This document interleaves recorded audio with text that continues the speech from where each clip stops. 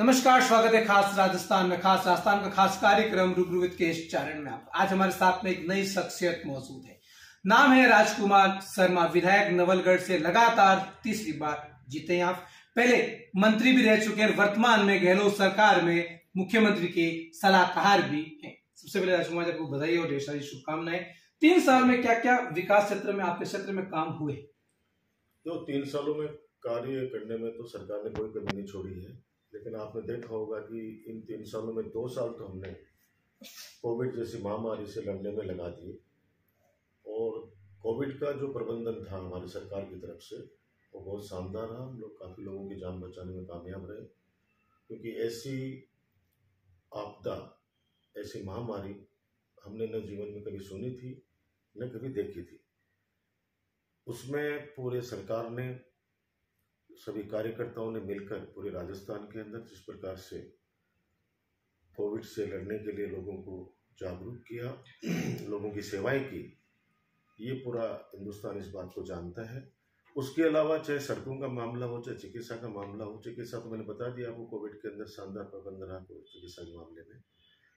और एजुकेशन के मामले में विशेष तौर से मैं कहना चाहूँगा आपके चैनल के माध्यम से कि महात्मा गांधी स्कूल, अंग्रेजी स्कूल खुलना एक बड़ी उपलब्धि मानता हूँ, क्योंकि बहुत से ऐसे परिवार हैं जो अपने बच्चों को अंग्रेजी माध्यम पढ़ाना चाहते हैं, लेकिन आर्थिक स्थिति उनकी ठीक नहीं है। तो माननीय मुख्यमंत्री जी और हमारे तत्कालीन शिक्षा मंत्री जी ने तय किया कि हम लोग आम गरीब के भी बच्चे अंग्रेजी माध्यम में पढ़ सकें।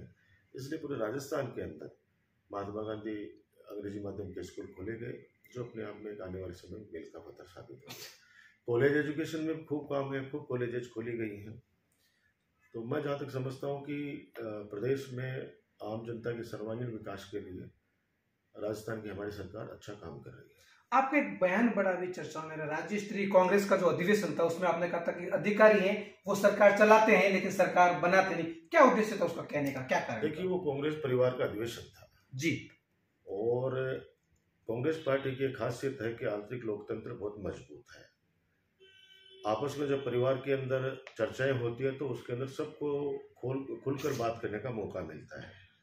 तो मैं एक विधायक की हैसियत से नहीं बोल रहा था, मैं कांग्रेस कार्यकर्ता के रूप के अंदर मैंने मेरी बात रखी, जो आम पूरे राजस्थान के कार्यकर्ताओं की भावना थी, वो भावना मैंने प्रकट की। और प्रकट इस रूप में की कि ये सत्य है कि सरकार हम बनाते हैं, यानी कार्यकर्ता बनाते हैं, राजस्थान की जनता बनाती है।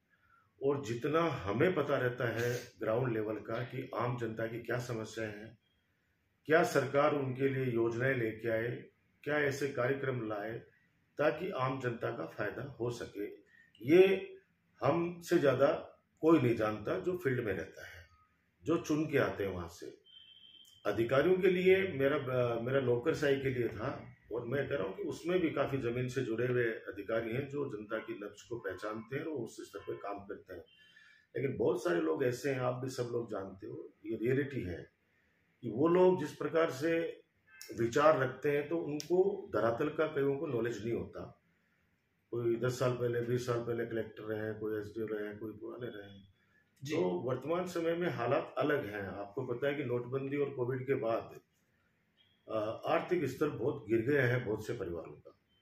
तो उनको हम लोग कैसे वापस मुख्य धारा में लेके आए? जैसे आपने देखा होगा कोविड के समय माननीय मुख्यमंत्री के सामने किसी अधिकारियों ने कह दिया था कि साहब सड़कों पे कोई नहीं, और जब वीसी कर रहे थे माननीय मुख्यमंत्री महोदय, तो हमने खुलकर बात कही कि नहीं सर, ये गलत सूचना दे रहे हैं।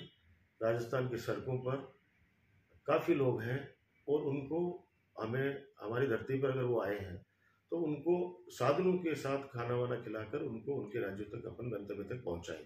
और आप सबको पता है कि उस समय माननीय मुख्यमंत्री जी ने तुरंत एक्शन लिया। बिल्कुल। और 1 घंटे बाद में गाड़ियां लग गई सब जगह, सबको पाबंद कर दिया गया कि खाना भी खिलाओ, गाड़ियों में बिठाओ और इनको बॉर्डर तक छोड़ो। जिस भी स्टेट के वो लोग हैं, वो अलग बात है कि उत्तर प्रदेश जैसे भाजपा शासित राज्यों ने उनको वहाँ लेने से मना कर दिया, लेकिन हमने हमारी जिम्मेदारी, हमारी सरकार ने निभाई। तो मेरा तात्पर्य किसी को ठेस पहुंचाना नहीं, किसी भावनाओं को।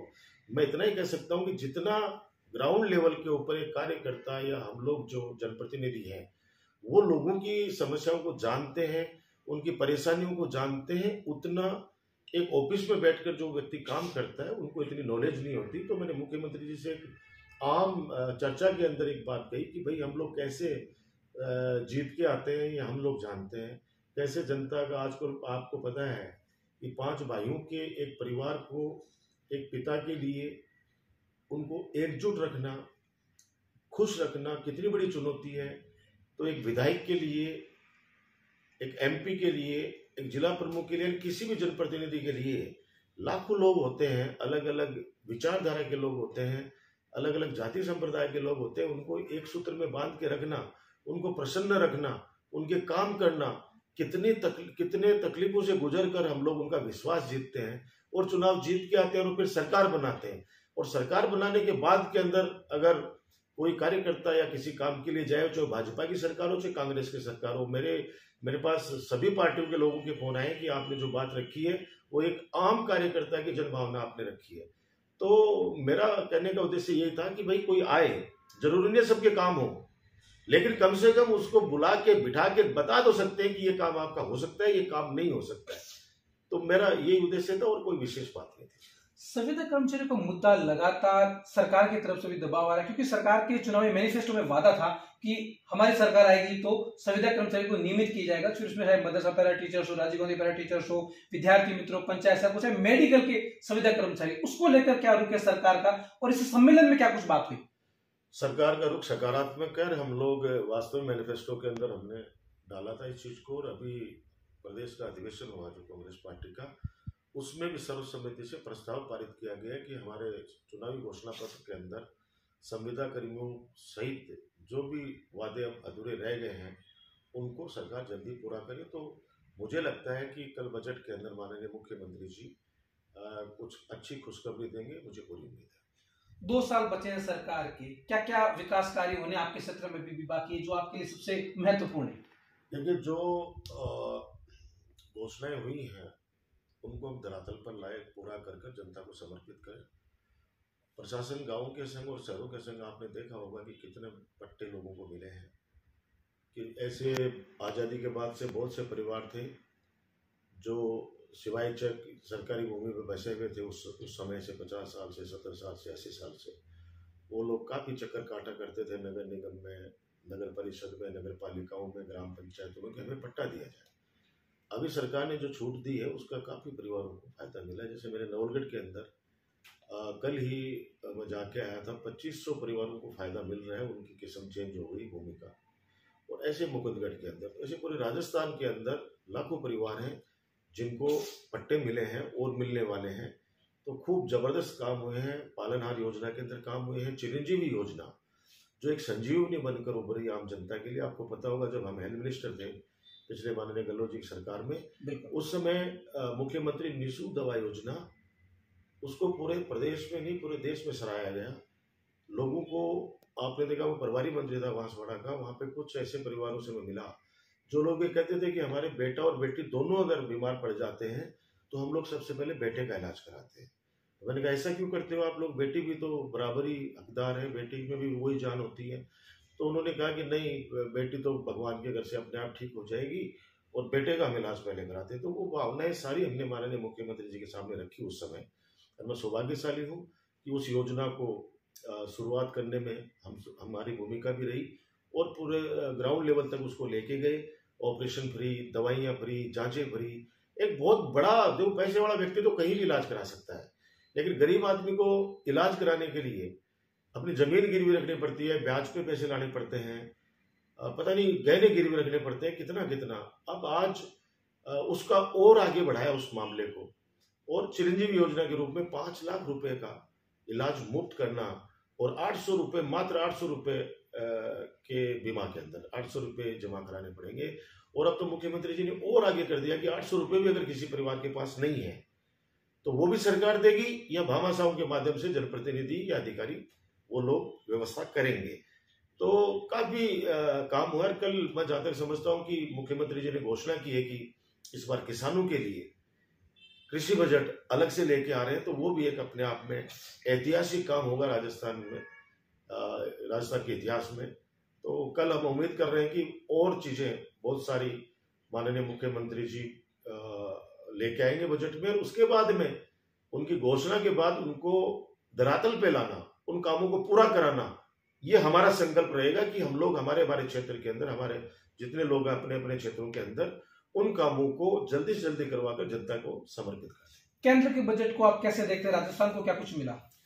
आपके सामने है, केंद्र सरकार का सबसे बड़ा मुद्दा था किसानों वाला। आप समझ सकते हो कि 700 किसानों की शहादत हुई, उसके बावजूद भी एक शब्द नहीं बोला गया।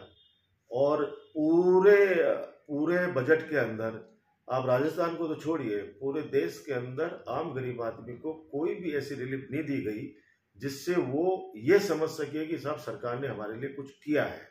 रोजगारों वाले मामले के अंदर कहते हैं कि हम लोग 10 लाख 1 लाख, अब वो प्राइवेट जो लड़के हैं जो अपने मेहनत के दम पर वो नौकरी करते हैं, उनको भी वो काउंट कर रहे हैं। शुरू में 2 करोड़ नौकरियों की घोषणाएं की थी, अब वो लाके लाखों में निपटा दी उन्होंने। तो मैं चाहता हूँ केंद्र का जो भी बजट था वो जनहित में नहीं था, और नहीं कोई ऐसी योजना लेके आ पाए, लोगों का विश्वास वो जता पाए ताकि लोग उन पे विश्वास कर सके। तो मैं तो फेल मानता हूँ, क्या उस बजट को फेल मानता हूँ, केंद्र सरकार के बजट। किसानों के पूर्ण किसान माफी की बात कही गई थी, लेकिन राजस्थान में अभी तक पूर्ण किसान माफी जैसी बात दिखाई नहीं देती। कब तक करेंगे? देखिए, राजस्थान सरकार के लेवल पे जितने भी किसानों के लोन माफ किए जा सकते थे, आप सबको पता है कि वो सारे लोन माफ हो गए थे। और कल भी मुझे उम्मीद है कि और अच्छी घोषणाएं भी करेंगे बजट माफी की। लेकिन जो कॉमर्शियल बैंक हैं, उनका जो केंद्र के अधीन बैंक है, तो आपको पता है कि राजस्थान सरकार ने एक चिट्ठी लिख के दे रखी है प्रधानमंत्री जी को कि कुछ राशि हम जमा कराएंगे, कुछ आप भी मदद कीजिए ताकि ये कॉमर्शियल बैंकों का भी हम लोग ऋण माफ कर सके। तो राजस्थान के लेवल के ऊपर जो लोन था वो तो सारा माफ किया है, पूरी राजस्थान की जनता जानती है। और केंद्र सरकार के पक्ष के अंदर केंद्र सरकार को चिट्ठी लिखी हुई, अगर वो मदद कर दें तो राजस्थान सरकार अपना है उसमें पैसा डालकर और उन किसानों को भी फायदा पहुंचा सकते हैं। आप मुख्यमंत्री के सलाहकार हैं, अभी तक आपने मुख्यमंत्री जी को कोई सलाह दी या सलाह मांगी गई? देखो, हमने वैसे तो मुख्यमंत्री जी अपने आप में चाणक्य हैं, उनको सलाह देने की कोई आवश्यकता नहीं होती है। लेकिन मैं जब समझता हूँ कि मैं मेरे ऊपर लेके सोचता हूँ कि मैं मेरे क्षेत्र के अंदर, मेरे विधानसभा क्षेत्र नवलगढ़ में एक कार्यकर्ता की राय लेता हूँ। जब भी मुझे वो राय देते हैं, अच्छी राय आगे बढ़ा देता हूँ उनकी, क्योंकि सबको अपने अपने सोच होती है, अपने अपने विचार होते हैं। समय समय पर वो पूछते भी, ऐसा नहीं है पूछते हैं। जैसे अधिवेशन है, इसी बात का एक तो था अधिवेशन, बीच में 3 दिन का चिंतन शिविर था।